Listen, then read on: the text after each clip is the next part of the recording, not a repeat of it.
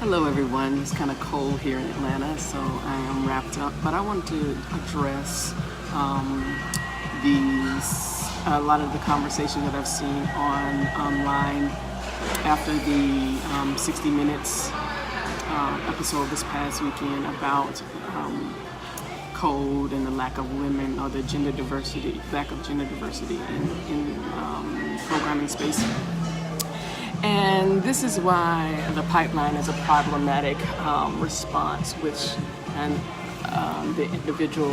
was an individual for Microsoft, and then that was and the founder of code.org.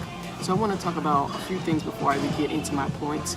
But K through 12 is a great place to start for code, for programming. And I've said as an educator when I left education that my friends who were foreign language teachers should be looking at other opportunities for themselves, because I believe that programming should be these students' second language.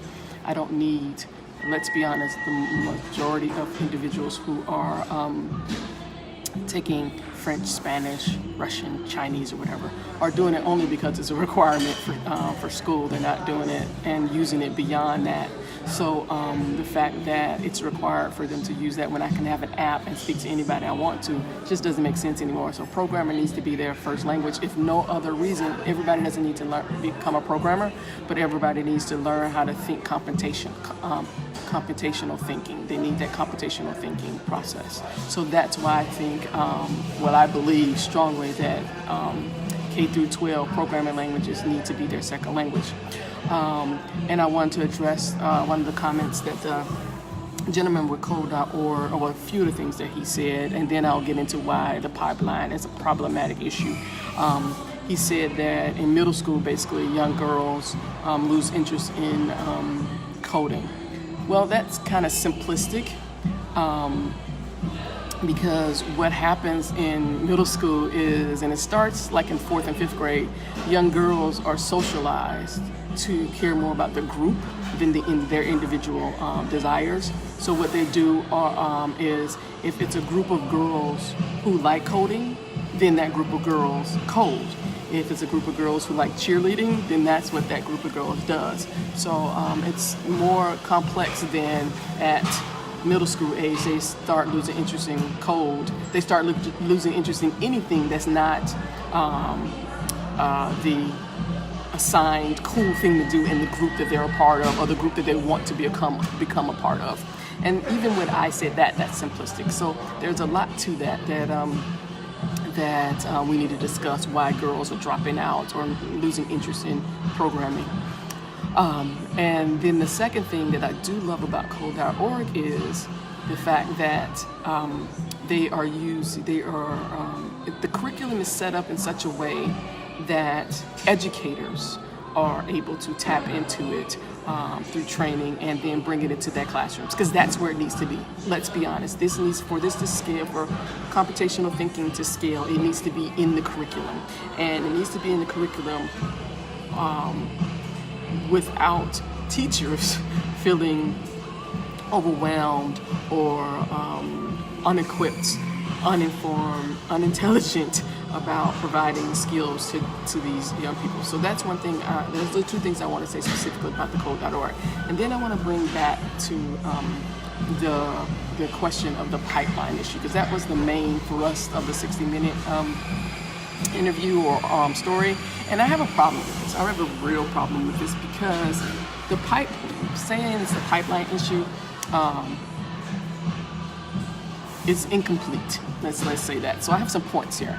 So some things that they brought up in the article. One, it emphasizes we have a pipeline issue because we keep emphasizing CS degrees over lived experience. The person who was on in the 60-minute article was from Facebook, I believe, and that's what they're looking for. Facebook, Twitter, yes. A lot of their jobs require CS degrees, but a lot don't. And the majority of coding or programming jobs that are out here do not require a CS degree. Let's be honest with that. We don't need a CS degree for most of the things that we're building, the services and products that we're building. And so to keep pushing CS degrees as the be-all and end-all to get into this and require this for the thousands of jobs that don't require it is a problem. It speaks to a disconnection from understanding that we are we are no longer in an industrial economy, that we're in a knowledge-based economy, and the lived experiences of people mean something. And they help us minimize the harm we're causing in the products and services we're creating because we don't have the lived experiences of multiple people at the table. So that's point one. Point two is it erroneously suggests that most individuals writing code has a CS degree. I guess I put those two together. So I'll go to the point three is it lets organizational leaders and recruiters off the hook for not doing the work of being where the talent is. So when you say it's a pipeline issue, then you say, oh, we went somewhere, we didn't see anybody, that's a problem because you're not going where the talent is. Particularly if you're hanging out in CS programs, are you hanging out in CS programs that are in communities that don't look like you? And the majority of the answer is no, because that makes you feel uncomfortable. So what if it makes you feel uncomfortable? You need to get comfortable being uncomfortable and go into communities and schools and programs if CS degrees are important to you, so that you are getting the people, the talent that is different from what you're used to. And yes, that's going to be very uncomfortable. They're not going to know you, they're not going to trust you, and it's going to take you to build some credibility in those communities for them to trust you. But another thing, it's like, where else are you? Are you going to meetups where these people are? Are you actually putting in time outside of, maybe you shouldn't have a 9-to-5 job. Maybe you should have jobs where people are actually are able to go to these events at night and on weekends. Are you in these communities where these individuals are? Are you hanging out, with people who are transitioning in tech? Are you hanging out with people who are thinking about tech? Are you where they are? Stop saying that they're not there. You just aren't there. I talk to people every day. We're here. You're not there. Point number four, it ignores that most avenues to learning are not one-size-fits-all models, and they don't have rooted in pedagogy or adult learning theory. So let me talk about this. So when you do get most boot camps, and you can say whatever, I don't like boot camps mainly. Let me take that back. I don't say that. The majority of boot camps that I've experienced, the majority of boot camp learners who I've experienced, there's a way that most people are successful in boot camps, and it's because if that curriculum is tailored to how they learn, if that curriculum, if that individual, mainly a lot of times it requires that individual to have some kind of technical or engineering or something kind of background, because it does not tailor to people who are just coming, who just have an interest. That's one reason I do like code.org, is because although I can read code, I understand code, I'm not a programmer. I never wanted to be a programmer. But when I work with my mentees, that's the curriculum I use for them, and I'm able to walk them through that because it's written in a way that I can understand, I as an educator can explain it, and they can grasp it. But even then, I have to tailor it because every learner does not learn the same way. And that's a problem with how we're transitioning or trying to level people up into programming.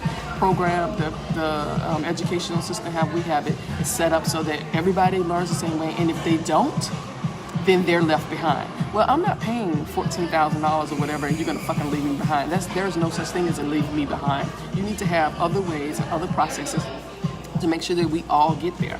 I'm a certified special needs teacher. All my students had to get to an end point. How they got there was going to be totally different. It was my job as an educator to make sure that everybody got there at their pace, their way, and that's how we have to do this. So it's harder to scale, and that's the problem, because we're working on and focused on shareholder value and making learning scalable. But learning is not binary. It's not ones and zeros.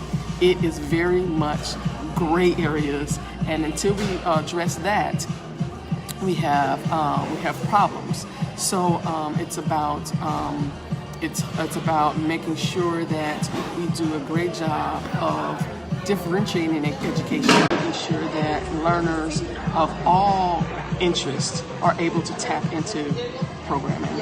And my point five is tech is not a safe place for most marginalized, underrepresented community members. And that is where all of the pipeline shit when I get to that point, that's when all your excuses about the pipeline just go out the window, because tech is not a safe space for anybody who does not present as cis white men and increasingly cis white women.